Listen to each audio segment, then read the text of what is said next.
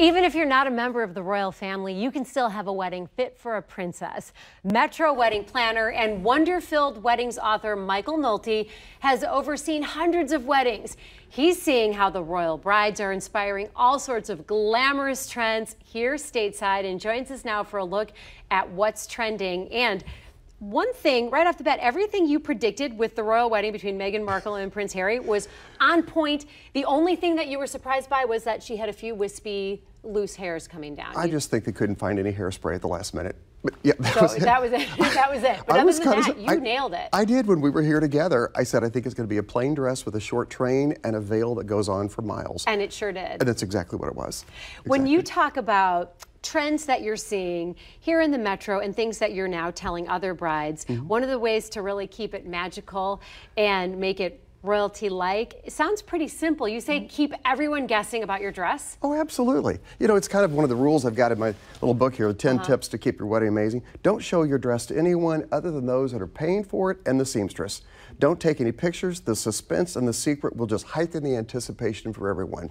I don't think Meghan Markle probably posted pictures of her dress on Facebook or Instagram. No, that would have ruined it. It would have ruined it. So every bride can have that sense of royalty by keeping their gown a complete surprise. And there's the train that you were talking about, and the veil. You said the dress wouldn't be super long. I said the short. I think the train would be short and the veil would be 1,000,000 miles long, and it was. And this brings me back to another point that I feel like sometimes as girls are choosing their ensemble, to remember there's a difference between being a girl in a white dress, such as this, or perhaps a bride. Wait, so you don't think that, so it's like woman in white versus a bride? Well, we'll look at the next picture and we'll see how this is what I reference as a girl in a white dress. And then the next picture will be a bride. We'll just contrast those back and forth. Describe it before we see it. What is it that makes the difference and takes it to a next level? The audience is going to be able to see that here real quickly. But in my opinion, I think it is the veil. And Meghan certainly, so this, of course, that's Kate Williams' wedding. That's a bride. And then the next picture will be a girl that's bareheaded. To me, I think that's a girl in a white dress. And I think that people want to have their wedding pictures taken, not for themselves, but for their descendants and their children. And that photograph should obviously say, this is the day my mom and dad were married. And I think in our culture, brides wear veils. And so veils are a very important part of the ensemble. And Meghan really put veils back on the mark. Would you suggest for someone who wants to do an outdoor photo shoot, like I believe what we just saw was in a cornfield or something, keep the veil on? Very Kansas. Like if you're doing one of those Kansas farmyard chic. I love the impracticality of a veil in a cornfield or on a beach and blowing in the wind. I think it should be glamorous and over the top and not with the intention of being practical at all. Okay, so go ahead, keep it all on and full do glam. it up, and even if you're in the sunflowers or cornfield, what have you. It's a once-in-a-lifetime moment. What about this picture here? This is actually taken in a farm over in Tonganoxie, but again, this is a bride, a classic bride, beautiful long veil, and I think you can't imagine that that's anything other than a wedding. This, you know, this could be a girl in a white dress on a beach. She has a bouquet, which kind of gives us a hint. So I'm a big advocate of veils. So you think a veil would have done it? Yep, I do. What's the difference for people who are new to the game between a veil and a blusher? Oh, well, and you know, and Meghan, of course, wore a blusher, which is the veil that comes over her face.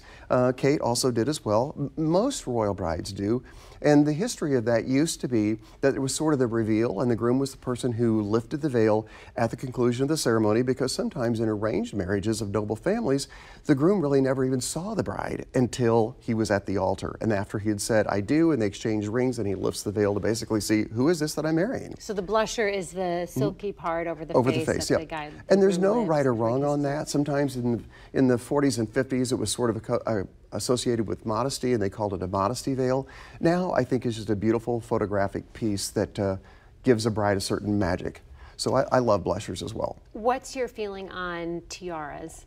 Well, if they're real, Meghan had one that... Well, Meghan's that was real. That was not faux stones. Oh, I think if they're low profile like that, I think they're very pretty. We sold a lot of tiaras after Princess Diana was married, and then they've kind of fallen out of favor, unless they now are a family heirloom. Really? So what are brides doing instead then? Oftentimes nothing, other than maybe just a barrette or flowers toward the back of their hair. The key thing is to keep the veil up high enough that you see it in the front for photographs as well. If brides, if they attach their veil too far at the back, you can't see it at all from the front.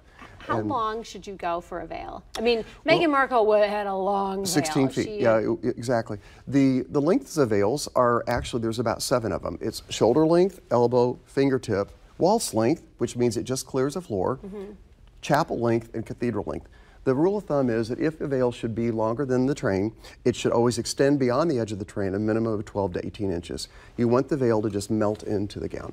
Let me ask you about Meghan Markle's dress. Yes. Beautiful, very, very simple boat neck. Yes. We were wondering, and you anticipated that she would wear something like a boat neck, right? I did. And what do you think about the fit, the cut of her dress? You know, there was a lot of questions about the fit. That's called, ironically, that's called a princess line waist gown, where you have all vertical seams and no horizontal seam. And that's the way that dress is supposed to look. It just skims across the hips and through the waist. And some people thought perhaps the dress seemed a little loose, but that's the way that gown is supposed to fit. That's the cut. That's the cut. She has a big enough team where if it was loose, it would have been fixed. If it was I have a feeling if there tighter. was anything that was wrong with that dress this morning, somebody had a needle and thread at Windsor Castle, and they tightened it up. It was perfect. It was exactly as they thought. I do. Michael Nolte, wedding planner, author, and let's hold up your book because this book is just a fountain of knowledge. This is our little Bible anyway. Wonder-filled weddings.